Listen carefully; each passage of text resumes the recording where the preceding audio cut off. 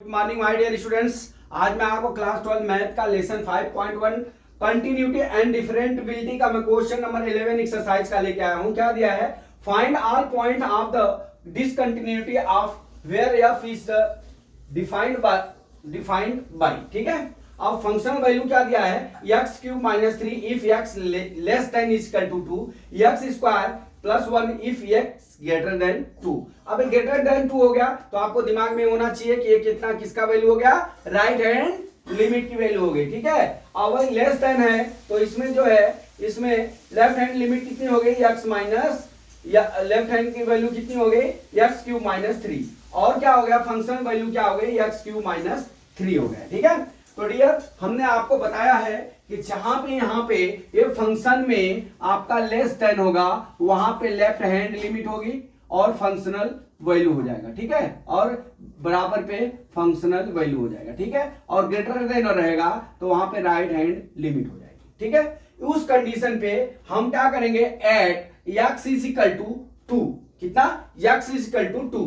तो हम at x is equal to 2 लिए। अब यहां पे हमारा लेफ्ट हैंड लिमिट कितना हो जाएगा? इसका functional value x cube minus 3 less than होता है। देखिए इधर यहाँ पे मिडल पॉइंट होता है, यहाँ पे क्या होता है? यहाँ पे आपका लेफ्ट हैंड होता है और यहाँ पे क्या होता है? अपना राइट हैंड होता है और यहाँ पे 0 0 होता है। फिर यहाँ से एक्स एक्सिस और वाई एक्सिस निकलती है। इधर की वैल्यू क्या होती है? प्लस होती है जो ग्रेटर देन होती है। इधर की वैल्यू लेस देन होती है जो है लेफ्ट हैंड पे लिमिट होती है। ठीक है, तो इस तरह से हम इस सवाल को आपको प्रूव करके सवाल दिखा रहे हैं और वैल्यू को ज्ञात कर लेते हैं। अब अगर आप इस तरह से 3 फंक्शन लिख के उसको जो है बारी बारी से उसका लिमिट निकाल लेंगे तो आपको ये आइडिया आ जाएगा कि ये फंक्शन जो है डिसकंटिन्यूटी है कि कंटिन्यूअस है। ठीक है, कंटिन्यूटी है। चलते हैं, पहला टॉपिक है क्या हमारा? Left hand limit. ठीक है, पहला क्या है? Left hand limit. तो from left hand limit at x is equal to at x is equal to कितना है हमारा? ये 2 है। कितना है? 2 है। ठीक है, अब यहां से हम निकाल लेते हैं। देखिए हमारा फंक्शनल का वैल्यू क्या हो जाएगा? F x is equal to कितना हो गया? एक्स क्यूब माइनस 3 हो गया। डियर एक्स क्यूब माइनस 3 हो गया। अब देख लीजिए यहां पे जैसे ही लिमिट, देखिए लिमिट एक्स टेंड टू 2 यहां पे माइनस लिखिएगा। ठीक है, एफ एक्स लिख लिया। ठीक है, is equal to x cube minus 3 लिख लिया आपने। एक्स क्यूब माइनस 3 लिख लिया। अब देख लीजिए लिमिट एक्स टेंड्स टू क्या होगा? 2 माइनस एच होगा बराबर एफ एक्स हो गया। ठीक है, बराबर यहां पे लिमिट एच टेंड्स टू 0। अब जहां पे एक्स है वहां पे आपको 2 माइनस एच लिखना है। अब यहां पे मैंने 2 माइनस एच का क्यूब अब माइनस कितना लिख लिया? ये 3 है। ठीक है, 3 लिख लिया। अब इसका हम क्या करते हैं? इज इक्वल टू वैल्यू रख दीजिए इसका 2 माइनस 0 का होल क्यूब माइनस 3 बराबर कितना हो जाएगा? अब ये 0 हो जाएगा, 2 दूना 4 दूना 8 माइनस 3 इज इक्वल टू कितना हो गया? 5। लेफ्ट हैंड लिमिट की वैल्यू कितनी हो गई हमारी? 5 हो गई। ठीक है, लेफ्ट हैंड लिमिट कितनी हो गई हमारी? 5 हो गई। अब यहां से हम चलते डियर, देखिए अब यहां से डियर हम क्या निकालेंगे? पहला टॉपिक हमने निकाल दिया। अब हम लेफ्ट हैंड लिमिट में ग्रेटर देन होगा प्लस होगा तो ग्रेटर देन वाली वैल्यू लिखेंगे एक्स स्क्वायर प्लस 1 लिख लिया। ठीक है, अब चलते हैं आगे। दूसरा क्या है? दूसरा वैल्यू है हमारा, दूसरा वैल्यू है from left right hand limit. क्या है? Right hand limit at x is equal to 2। ठीक है, अब यहां पे क्या हो जाएगा? हमारा फंक्शनल वैल्यू कितनी हो जाएगी? X square plus 1। X square plus 1 यहां पे लिखेंगे limit x tends to 2 plus यहां पे लिखेंगे एफ एक्स। यहां पे लिखेंगे क्या? लिमिट यहां पे लिमिट मत लिखिए, इतना लिखिए एक्स स्क्वायर प्लस 1। ठीक है, अब यहां से हम क्या करते हैं? देखिए limit x tends to 2 plus यहां पे एच हो जाएगा, यहां पे एफ एक्स हो जाएगा is equal to limit x tends to 0 x tends to 0। यहां पे जहां पे एक्स है वहां पे 2 प्लस एच लिख देना है।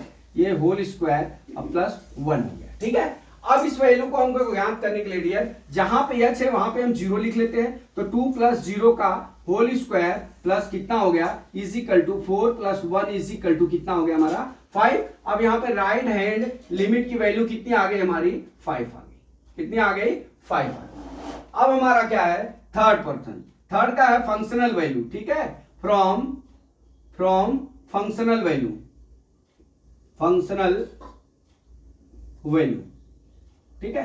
अब फंक्शनल वैल्यू क्या हो जाएगी हमारा f x is equal to क्या हो गया हमारा functional value x cube minus 3 हो जाएगा। कितना हो जाएगा एक्स क्यूब माइनस 3। अब यहां पे क्या होगा 8 एक्स इज इक्वल टू कितना हमारा है 2 है। अब एफ 2 इज इक्वल टू कितना हो जाएगा 2 का क्यूब, यहाँ पे जो 2 एक्स की वैल्यू है पुट कर लेंगे वैल्यू में, -3 बराबर 8 माइनस 3 बराबर कितना आ गया 5 एफ एक्स की वैल्यू कितनी हो गई हमारी 5 हो गई डियर। अब देख लीजिए इन कंडीशनों में हमने तीनों कंडीशन में हमारा क्या हो गया left hand limit functional value सब कितना आ गया 5 आ गया, कोई डिफरेंट नहीं है। इसलिए क्या होगा ये फंक्शन हमारा क्या होगा कंटिन्यूटी होगा। अगर left hand limit right hand limit अगर अलग अलग आ जाता या फंक्शनल वैल्यू अलग आ जाती तो वहां पे डिसकंटिन्यूटी होती। तो हमारा क्या होता है अभी मैं यहाँ पे लास्ट टॉपिक लिखूंगा क्या लेफ्ट हैंड लिमिट, देखिए left hand limit is equal to right hand limit is equal to functional value is equal to कितना आ गया हमारा 5। तो लिखेंगे आप कि फंक्शनल वैल्यू, यहां पे लिखेंगे functional value at x is equal to 2 is continuity या कंटिन्यूअस, क्या लिखेंगे कंटिन्यूअस, इज कंटिन्यूअस, ठीक है फंक्शन,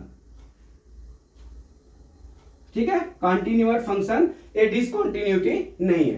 तो डियर देखिए ये सवाल आपको जब मैं भी पढ़ता था तो थोड़ा ये समझने में तकलीफ होती थी, लेकिन मैं आपको वही चीज समझा रहा हूं कि ये जो अगर आपको ये जो फंक्शनल वैल्यू है यहां से आपको left hand limit right hand limit और फंक्शनल वैल्यू ये सब समझ में आ जाता है तो यहीं से आपका सब सवाल सॉल्व हो जाएगा, ठीक है। तो पहले आप जो सवाल लगाने से पहले आप एक दिमाग में फिट कर लेना कि हमारा लेफ्ट हैंड लिमिट कितना होगा, उसकी फंक्शनल वैल्यू कितनी होगी और राइट हैंड लिमिट का फंक्शन कितना होगा और फंक्शनल वैल्यू का फंक्शन कितना होगा।